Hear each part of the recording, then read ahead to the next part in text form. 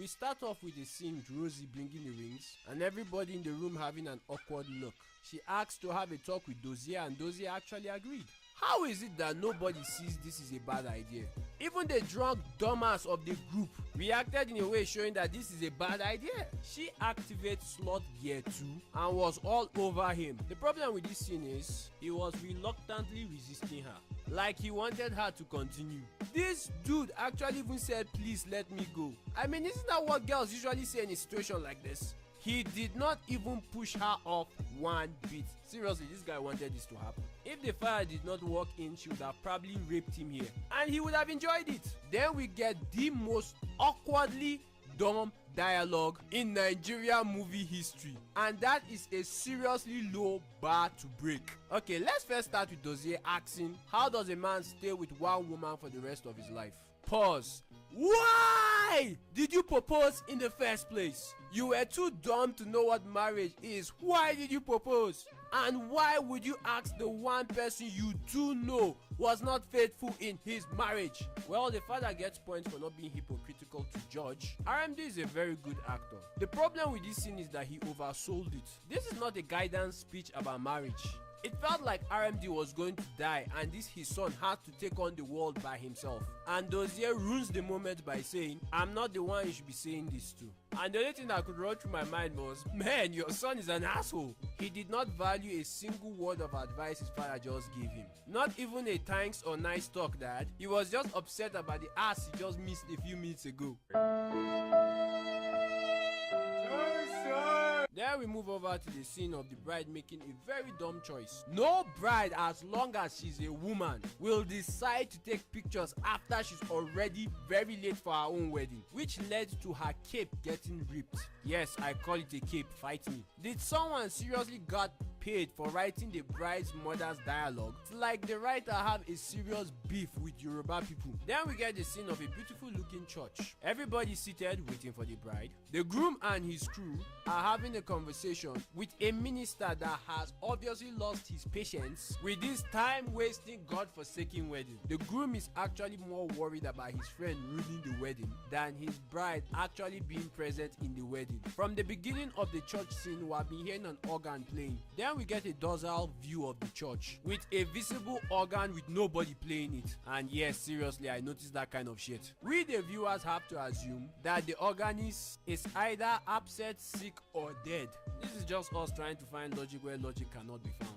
The whole church scene has me nitpicking, so I'm just going to move on to one scene. The scene of everybody looking at Dozier's mother will talk or hold her peace. Then they said they should kiss the bride, and then the invisible demonic organist started playing again. Then the scene of them walking outside the church. And yes, I have a problem with that. This bride is dense and retarded. I'm sorry, I'm not trying to insult her, it's just a fact. Everybody knows your mother-in-law hates you. Everybody in the damn church knows your mother-in-law hates you. Even us, the audience, knew that less than 5 minutes of the movie. How is it possible that she doesn't even know this and she's trying to get a kiss from her? The problem with this movie is that the director and the writer think that us, the audience, are stupid. They keep reminding us on some topics every 10 minutes because we are dumb. Now we move back to the wedding planner whom does not know her job. Number one, why is the wedding planner with the security? That is not her job. Why is this security so weak for such a big wedding?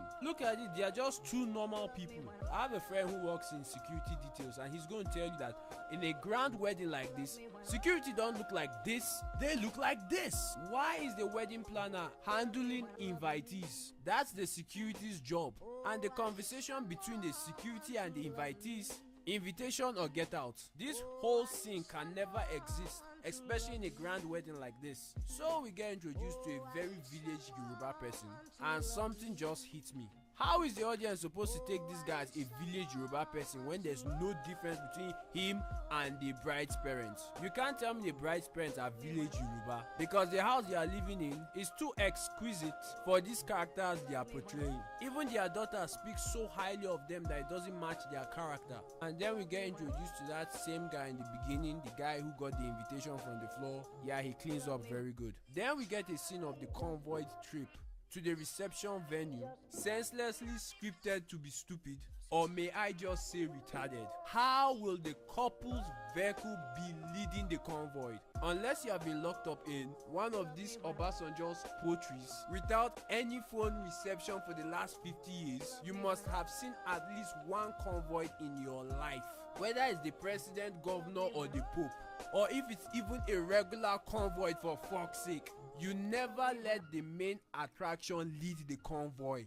There's not even a car with a cameraman filming all of this, and you call it a wedding. Then we get a very clear view of what cars they are using. A Rolls Royce, a Jag, Range Rover, Jag, BMW, Range Rover, Benz, and G-Wagon. The whole scene of everybody talking in their cars was just boring to me. So then we get to the scene of the bride trying to remove a handkerchief from her husband's front pocket, but instead remove a G-string. Okay, before I even start insulting this, let's look at it well. She just completely ignored the handkerchief and was like, oh, what's this doing here? Whoops! I mean, clearly she could have pulled out the handkerchief. Why did she have to go down? Okay, Dozier's head, or Banky W's head, anyone you want, is bigger than the bomb they dropped on Hiroshima.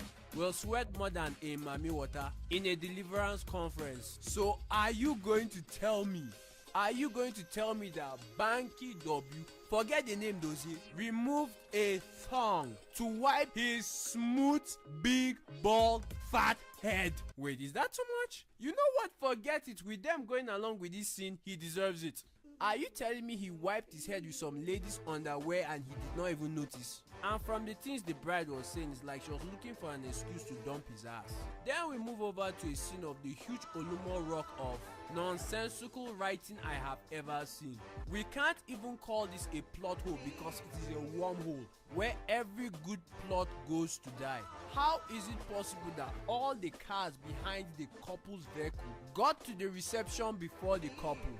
How is it you guys did not see this car park? You guys were going bumper to bumper. How is it possible you guys all miss a maroon Rolls Royce? At the reception with all the blind bats, we get a scene of a Homer showing up from nowhere. The Homer was not in the convoy. Where the hell did he just show up from? How does a black G-Wagon turns to a black Homer? Or what? You're going to tell me they are so rich that they could be changing cars? Well, that was dumb. Then we get the scene of the bride's mother panicking that she's been trying to call her daughter and she's not picking. Then all hell breaks loose when she finds out that the phone is with the bridesmaid. This scene is ridiculously daft. How is it possible that you have a driver and you don't have his phone number? I think he's their family driver and none of them have his number. Really? Back to the missing couple's car, the bride refused to hear anything Dozier says. It kind of makes sense that one of his friends actually did this as a prank, which the bride says a line that I disagree with. She says, I'm a virgin and not an idiot. I believe she's an idiot and not a virgin. Forgive me for saying this, but this marriage was doomed to fail from the beginning. We have a groom whom does not know how to stay with one woman for the rest of his life, and a bride who accepts a playboy's marriage proposal, and she gives a line that she's not going to behave like his mother, that acts ignorant to the father's infidelity. Seriously, does everybody knows this? Isn't she supposed to be stupid and not a virgin to notice this? Then we are back to the scene of the blind bats panicking in the most overacted scene ever, and Dozier's mother comes up and ruins her character layout by telling everyone to stop because they are making a scene. This already confirms that she's all about the perfect image. But you guys remember the church scene? Dissing the bride like twice? Her character traits are conflicting one another. Then it goes off with Dozier's mother insulting the bride, calling her useless daughter in front of her mother. Now this cannot happen. I do not know what this movie is trying to portray, but I do know Nigerian women. No matter who you are dead. You insult the bride in front of her mother on her wedding day. There's no debate there.